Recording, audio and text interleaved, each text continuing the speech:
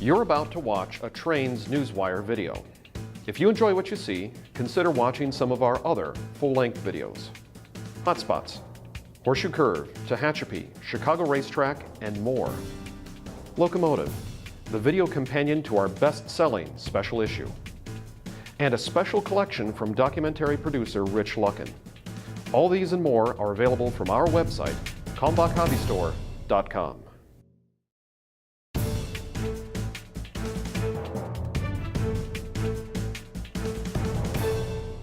Good morning, Trains Nation. Today is Friday, December 7th, 2018, all day. Santa? Until midnight. Yes, it is. And we are so glad you could join us for another episode of Trains Newswire Roundup. I am Steve Sweeney. Hi, Jim Wrinn here, and it has been a great week for railroad news. Yes, it has. We've got all kinds of things going on. Of course, the big news in railroading is the Bush funeral train in Texas. Ran yesterday. Thousands of people trackside. Tens of thousands of people, I will say. Union Pacific ran this incredible funeral train for the president. I know it had been about 10 years in the making, and they did a fabulous job. Trip went flawless. The 4141, the specially painted locomotive for George Bush, was in the lead. And, you know, by all accounts, everything we've saw, yes, just spectacular. All the TV networks were carrying the train live. They had helicopters in the air. They were doing live streaming from within the train, outside the train, and cameras attached to the train. And from everything I could see, this was the most watched railfan video in history. It was incredible. And we've got great video on our site too. Be sure and check it out. We'll put a link on Newswire today, and you can go check that out. We've got some exclusive video from Zach Pumphrey and Haley Enoch, who were on the scene in Navasota, Texas yesterday. Yeah, it was absolutely fantastic stuff. Plus all the stories that we've got, and be sure to check out really great, awesome photos that we're going to be publishing in the print edition of Trains Magazine in our February 2019 issue. It's really, really awesome. We got up extra early to get that out this morning because today is actually print deadline day, too. Yeah, it's got to like go to the printer and press. It'll be like rolling on paper tonight. As soon as we leave here, it's back to the salt mill. Yeah, it's anyway, so lots of stuff on the Bush train, good stuff. Yep, good stuff. Earlier this week, it sort of got overlooked. The Alaska Railroad came back up and running into service after an earthquake sort of split apart its right-of-way in a few spots. They're back in business, which is really good. It didn't take them too long, but they dumped a lot of ballast and they got some trains safely moving again, so that's really good. Did you see this one from Dan Zukowski about the Gateway Tunnel project in New York City? I did not. Did you see this one? Dan Zukowski is relatively new to Trains Magazine, one of our digital correspondents, but Dan is covering all things, passenger transit related that's not Amtrak, and he did a really great piece of about 1,000 words. It's on Newswire, you can read it now, about the recent talks between New York's Andrew Cuomo. Mario Cuomo's long since gone. Before, yeah, really.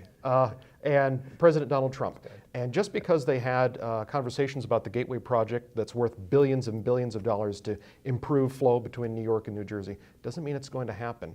And read the story to find out why. But a really great story, a nice investigative piece that I'd like to do more of. An important infrastructure project for absolutely, yeah.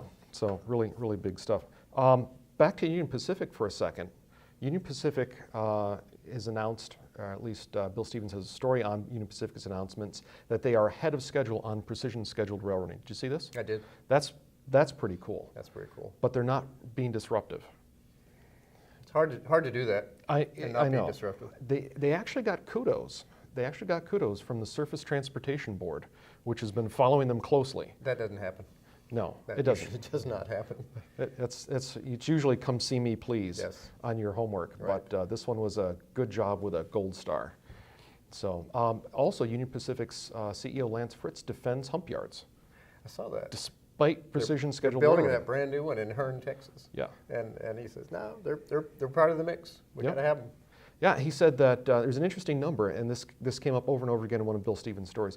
80%, as long as they have 80% throughput on the hump yards, they will continue using humps. And if it goes below 80%, they will reevaluate. So far their yards are more than 80%, they're going to keep them running. And they've got so much carload traffic too. Oh, absolutely. I mean, they have to sort that stuff. There's no way you could keep. Right. What are you going to do? Well, Flat switch all of it? Nah. No, can't do that.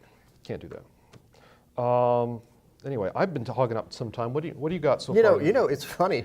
The two stories I'm looking forward to, or actually I have to go back and post, because actually we just got an update about Chesapeake and Ohio 1309s at Western Maryland Scenic, the steam locomotive under restoration over there. The wheels are moving forward.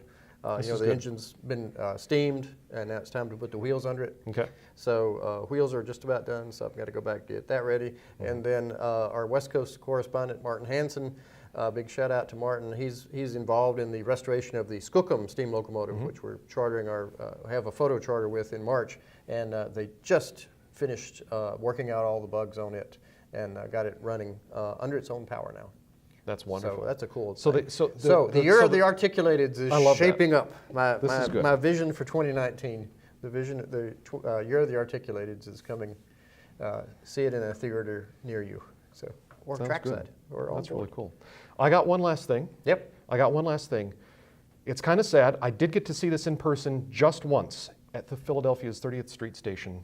We're going to say sayonara to the Solari board. Oh, yes. Yes. The Solari board, it's that little flippy thing. Gone. See a video I took and posted on Facebook a couple of years ago. It's now on Newswire this week. The Solari board itself has gone to a museum in Pennsylvania. I believe it's the Railroad Museum in Pennsylvania. Railroad Museum of Pennsylvania. Where you can see it in static display. But if you want to see it just one last time, check go to out 30th Newswire. Street. Yep. Yeah. Go check it out. Yeah. So for everyone at Trains Magazine, we hope you have a fantastic weekend. Take care.